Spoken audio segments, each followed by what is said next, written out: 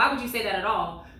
Number one. Number two, why would you say that in front of company and you're trying to embarrass someone that you love, someone that is the mother of your kids?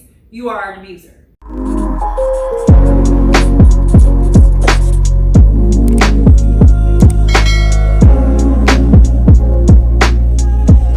Brace face, don't wanna talk about a teenage. La la la la la la la la la la la la.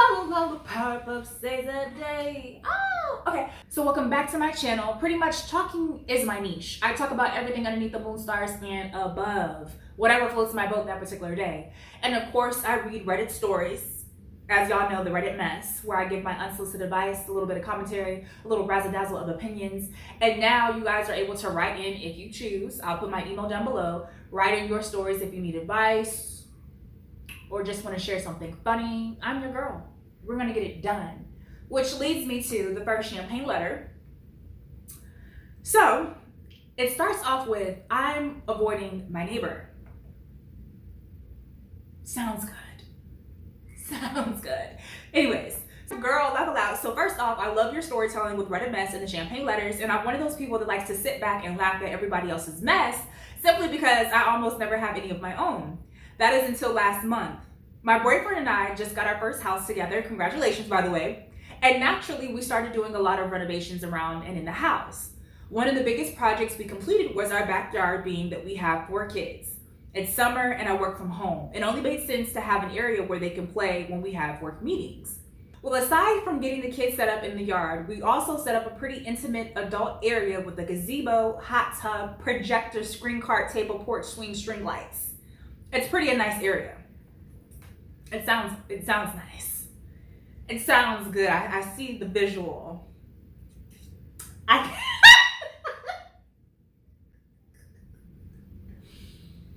can see it.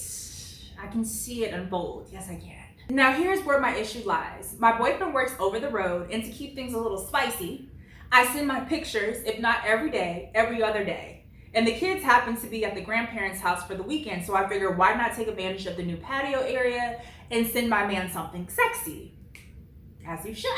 So he could have something to look forward to when he comes home. If you've ever taken these type of pictures, it's easily to get carried away initially. I started off in this bikini that was a little too small because I had to show just enough of the goods. And about halfway through the set, I took the top off and I'm just snapping away pictures. But once I get going, the party just don't stop. These little bad boys, little jiggle, jiggle, jiggle. Why am I like this? Oh my God, I need help. Getting back into it. And I'm just snapping pictures after picture. And my intuition kept telling me to look to my left. Unbeknownst to me, I had given my neighbor a full show. I had not realized there was a window facing my backyard. And when I looked to my left at the very top of the window, we locked eyes. I quickly ducked into the hot tub and struggled to put my top back on and find my towel before running back inside to call my boyfriend and let him know. Ooh. He found the situation entirely hilarious, but now it's been over a month and I still won't leave the house without checking the cameras to make sure the neighbors don't see.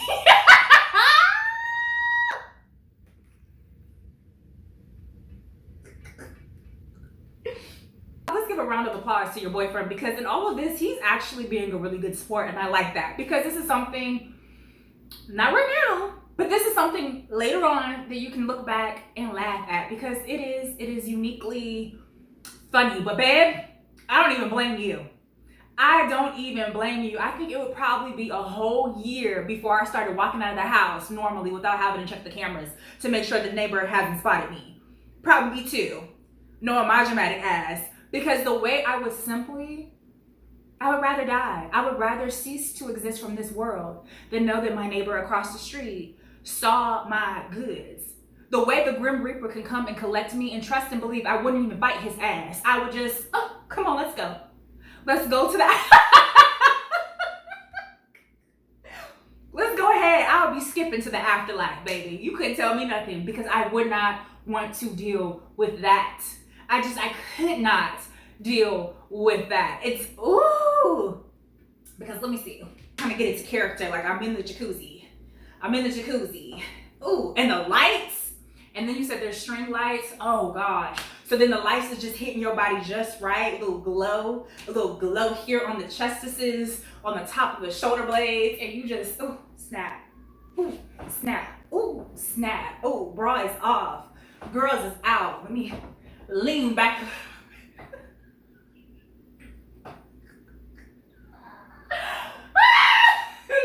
Let me lean back a little bit. Ooh. Let me get my Marilyn Manson just, ooh.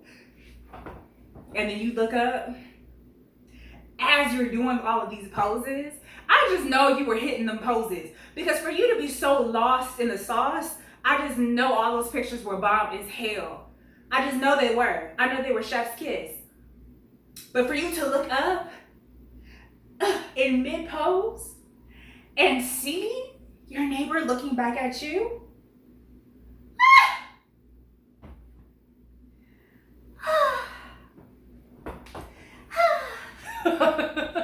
because I just feel like even when I'm fully clothed, it's one thing like if I know someone's watching me and we're kind of playing eye tag where I look up, they're looking away, they look up at me, I'm looking away. It's another thing when you look up at someone and y'all make eye contact. There's just something very intimate about it, especially contingent upon how hard they're looking. Because you know, some people, they look so hard it feels like they're burning a hole in your chest. And even when you're fully clothed, you're just like, oh my God. Ooh, someone come collect me. I guess you could kind of like break the ice. Maybe send them like a funny gift card or something like that. Talking about that would be $20 for the show. I don't know. Is the neighbor married? Do they have a partner? Because that's the only way that I can see myself doing something that funny. Like something that's gonna break the ice. Yeah.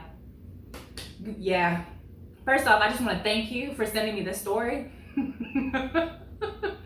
Moving forward though, I'm actually curious because you said it's like a gazebo. So if the neighbors are upstairs, that means moving forward, there's like a perfect shot down to like the hot tub. Have you gotten like an umbrella? You know, like an umbrella to like block it even during nighttime so they can't see. If you want to have like a little secret night rendezvous with your mans, yeah, that would be my solution for anything in the future, you know, not causing any problems in the future. But as far as the neighbor goes, yeah, I would be ducking and dodging. I surely would. Moving into the Reddit mess. For this week, I really wanted to talk about Friends. I don't know why that was just heavily on my spirit. Friends. How many of us have them? Friends. One week independent. Let me stop before YouTube's like, girl, you singing a whole song. You are not going to get monetized. So the subreddit is, Am I the Asshole? The title is, Am I the asshole for dropping my friends for revealing my husband's infidelity? When I read that title, I said, now hold on, wait a minute. Let me put some. So I've known for years that I'm 44 female, husband, 49 male, cheats on me. I grew up with a single mother who worked night shift at a motel. I made it my goal to give my kids a better life. Aged 18, I married my high school sweetheart. We both got jobs, him at a manufacturing company and me at a department store. Things went well until year 7 of our marriage when the company my ex worked at closed. He fell into a depression and ended up having a one-night stand with another girl in another city where he was interviewing for a job. He confessed when he came home and said that he was depressed because the job interview was bad and he was upset from fighting and us not sleeping in the same bed. I was furious and immediately kicked him out. Here's where my friend Marie comes in. Marie was a maid of honor at the wedding. When I told her why I had kicked out my ex, she was sympathetic. However, after I told Marie my husband wanted to talk about how he's been working on himself ever since he cheated. Mary seemed sympathetic to the cheater and said maybe I should hear him out as a courtesy. However, I declined and divorced him. A year later, I started dating my now husband.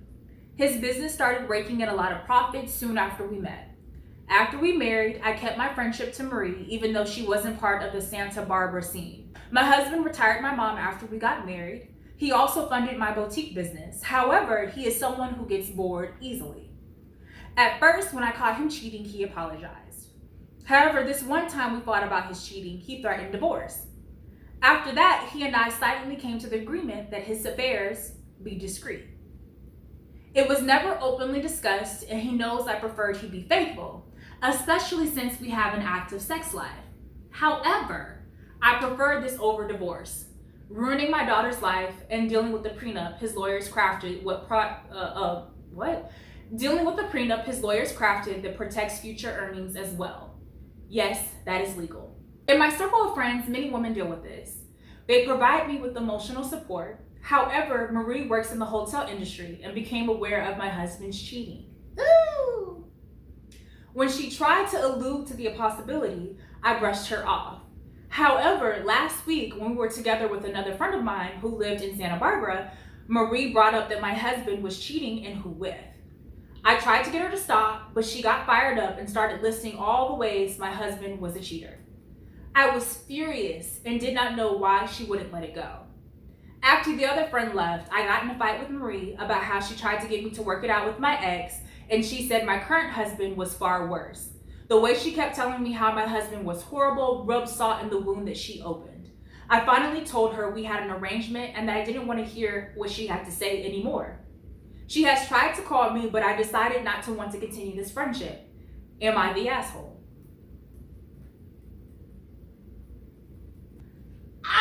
My lead caps. So let's get into the nitty gritty of this post. Is she the asshole here? I'm looking at this from two different sides.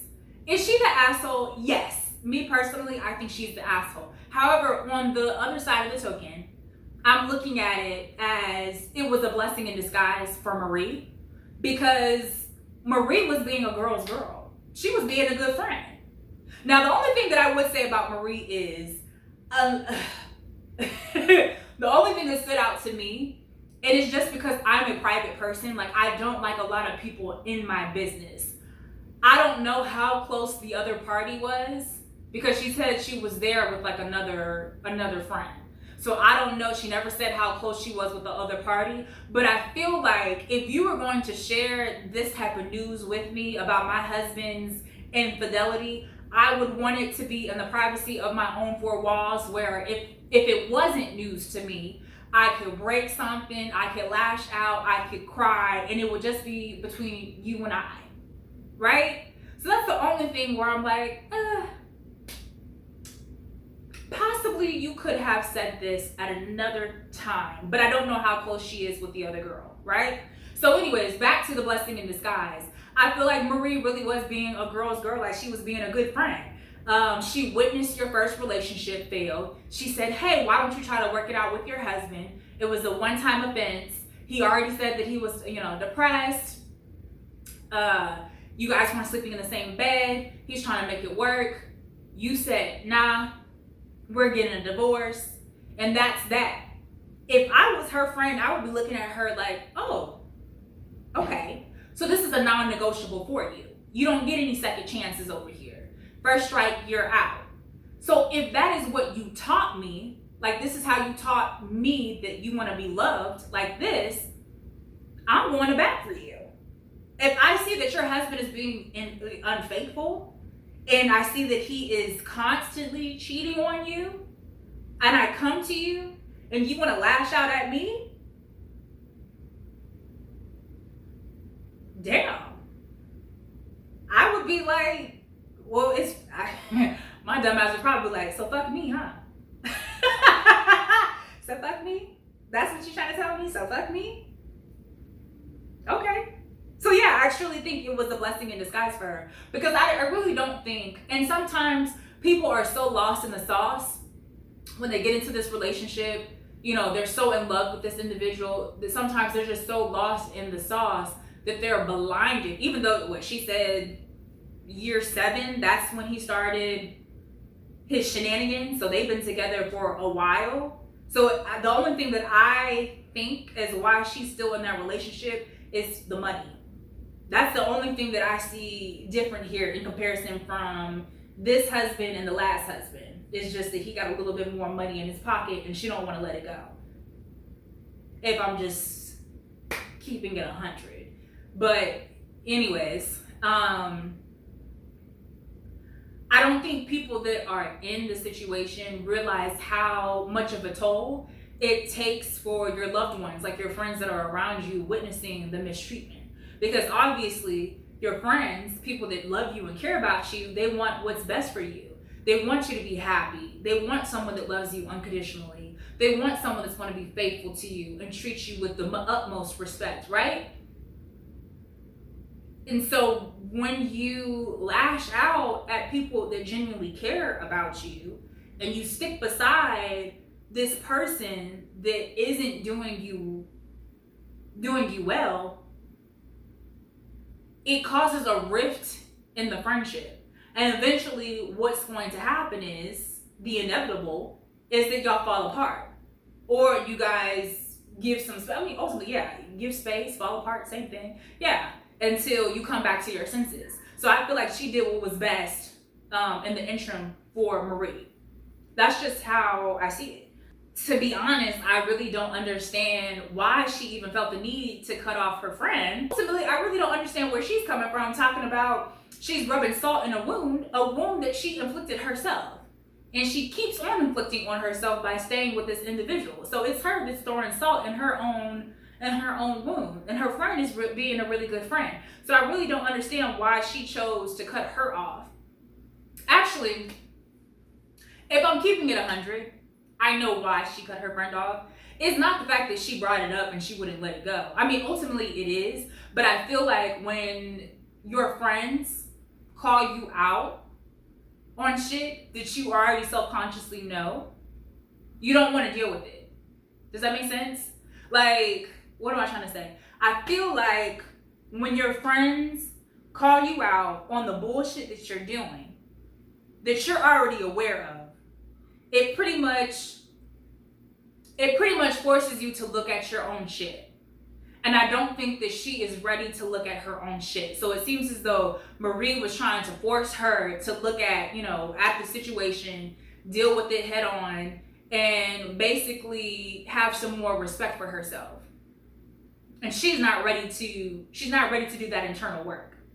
So I feel like for her, having Marie in her life will probably be a constant reminder that she dropped the bar and she let herself down, because she knows she doesn't want to stay in that. Like, she knows she deserves better, but sometimes people aren't ready to face that fact. So let me know what y'all think.